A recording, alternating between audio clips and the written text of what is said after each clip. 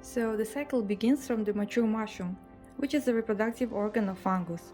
It's also called the fruit body. This part of fungus produces specific cells, spores.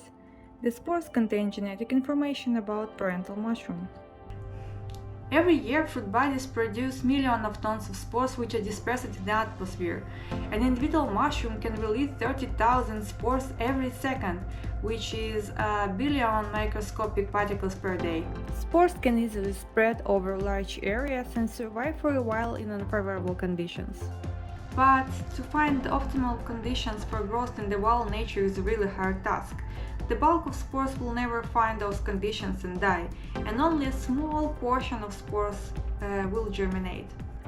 Germination is a process of spore activation and subsequently the development of fungus from the spore. Spores are metabolically inactive cells, but once they encounter favorable conditions for growth, they transit from a state of dormancy to swelling. Swelling is a slight enlargement of the spore size. Next step is a germ tube emergence, or in the other words, cell protrusion, and lastly, it's a switching to sustained filamentous growth. During this stage, spores develop into prolonged cells, or hyphae. A hyphae branches and may fuse with the other hyphae, making a system of threads, or cell networks. This network is called mycelium. Also, I would like to mention that sexual reproduction happens at this stage, but I am going to talk about this event in the next video. Then, mycelial threads condense into a really small cluster of visible convexes, or simply white dots which are called hyphal knots.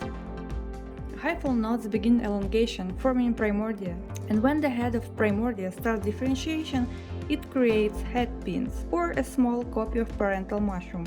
Mushroom then matures, growing bigger, and produce spore-bearing constructs, and the cycle repeats.